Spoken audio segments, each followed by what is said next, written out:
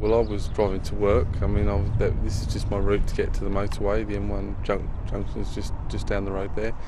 So I was coming down here, drove down in through Cherry Trees Lane, where I thought I drove into some fog, and so severe fog I couldn't see, so I had to come to a stop.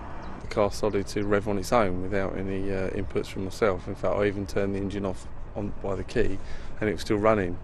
It was all trying to go through my mind what the problem was. There was this very heavy mist hanging in the air, and then I was aware of a very strong smell which felt quite solventy, and that was telling me that perhaps it wasn't a problem in my car, but there was a problem outside. There was something that had leaked here.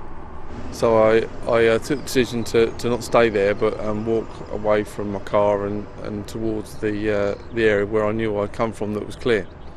And as I completed that journey, the fumes seemed to get denser, so I actually had to put I had a fleece jacket on at the time, which I put over my mouth to try and filter some of the fumes, and that did help a bit. And then I managed to get through, and as I was coming through it, another car did come down, but I managed to get that to turn around before it went any further.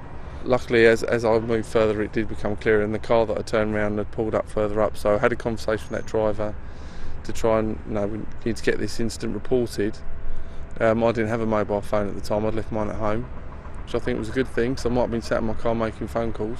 Other people came out of the factory that is on the corner opposite Catherine House at the time, and they were getting into their cars and because they were going to go home. And I also gave them a message, shouted out to them that don't go down the lane, don't go that way because there's danger with the fumes and you won't be able to see because it's very dense.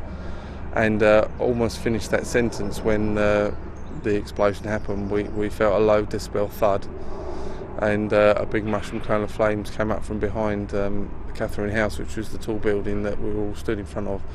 In fact, it was that building that saved us, really. That took a lot of the blast, and we all just at that point turned out and ran away from where the danger was.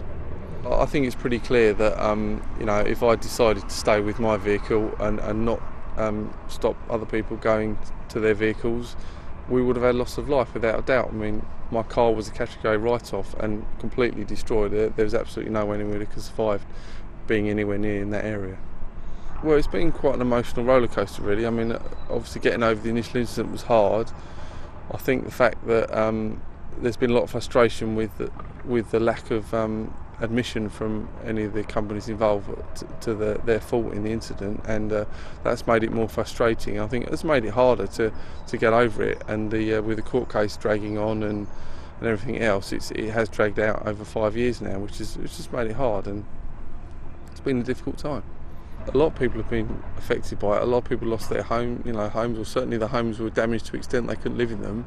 So they were living with it every day for what went on for years. And I think there's been a very high impact. And I think when you've lived near to something like this and there's never been an incident, you tend to sort of not have an anxiety in your head. But once this has happened, I'm sure anyone living in the surrounding area will always have that anxiety about could it happen again. With me, I felt angry that there was a real reluctance to take responsibility for the incident. I think that has not helped getting through it. I think if we felt the closure on this has been very slow.